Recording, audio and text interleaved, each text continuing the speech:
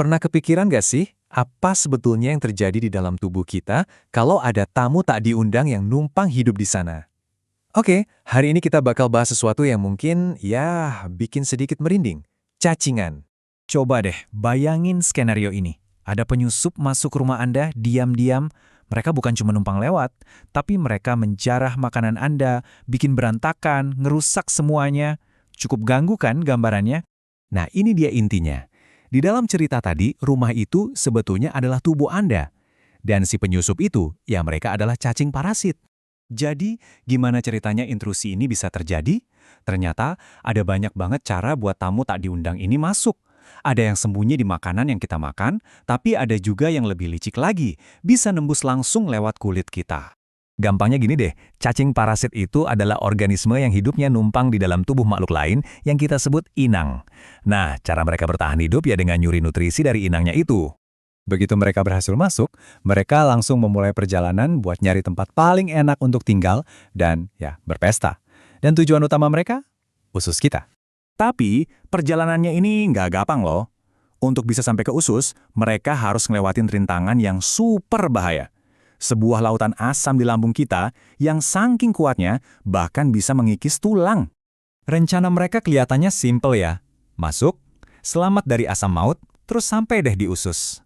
Tapi pertanyaannya, gimana caranya coba ada makhluk yang bisa lolos dari situ? Ternyata, mereka ini punya senjata rahasia. Beberapa jenis itu punya lapisan pelindung khusus, sementara yang lain punya kulit yang kuat banget. Udah kayak pakai baju zirah anti asam yang bikin mereka kebal. Setelah mereka selamat dari perjalanan yang hampir mustahil itu, akhirnya mereka sampai di tujuan, usus, dan disinilah kudeta yang sebenarnya dimulai. Di dalam usus kita, mereka ini benar-benar bertindak kayak teroris. Mereka nyolong semua nutrisi dari makanan yang kita makan, bahkan sampai menghisap darah, yang pastinya bisa menyebabkan kerusakan serius di dinding usus. Anehnya nih, gejala yang muncul itu bisa bertolak belakang banget. Tergantung jenis cacingnya, kita bisa jadi ngerasa lapar terus-terusan padahal udah makan banyak. Atau malah sebaliknya, kita justru sama sekali nggak nafsu makan. Dan kerusakan yang ditimbulkan itu nggak main-main, kita bisa jadi kekurangan gizi. Kalau mereka terus berkembang biak, usus kita bisa penuh sampai terjadi penyumbatan yang sakitnya luar biasa. Ada juga jenis cacing yang telurnya itu ada di area anus, bikin rasa gatal yang hebat apalagi pas malam-malam. Tapi dari semua itu, apa sih akibat yang paling ngeri yang bisa terjadi?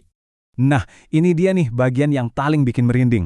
Beberapa jenis cacing itu nggak cuma diam di usus. Mereka bisa jalan-jalan ke organ vital lain. Contohnya, otak dan sumsum tulang belakang.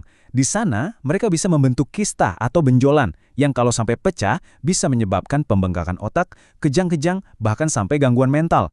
Jelas dong, tubuh kita nggak bakal tinggal diam. Begitu ada penyusup, sistem pertahanan alami kita langsung diaktifkan. Bayangin deh, sistem imun kita itu kayak ngirim pasukan khususnya yang emang jago banget nyerang parasit. Mereka datang buat membasmi para penyusup ini.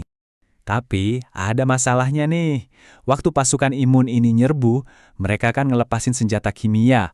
Senjata ini emang ampuh buat ngelawan cacingnya, tapi efek sampingnya itu juga bisa bikin kita jadi ikut merasa sakit dan menderita.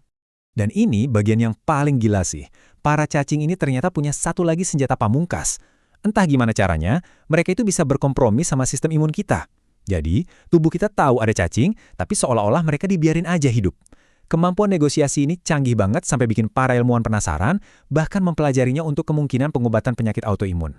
Nah, kalau pertahanan tubuh aja nggak cukup dan hidup kita mulai terganggu, disinilah bantuan dari luar turun tangan. Obat cacing modern itu kerjanya pinter banget. Ada yang bikin para cacing ini jadi gampang capek, ada yang ngeblok kemampuan mereka nyerap nutrisi jadi mereka kelaparan, dan ada juga yang langsung bikin mereka lumpuh. Tujuannya cuma satu, bikin mereka nggak betah lagi tinggal di tubuh kita. Oke, sekarang kita masuk ke bagian yang lebih serius. Apa yang terjadi kalau infeksi ini kita cuekin aja? Kalau dibiarin, akibatnya bisa fatal banget. Contoh nyatanya ada di kasus seorang remaja yang meninggal secara misterius, yang awalnya bikin dokter-dokter bingung apa penyebabnya.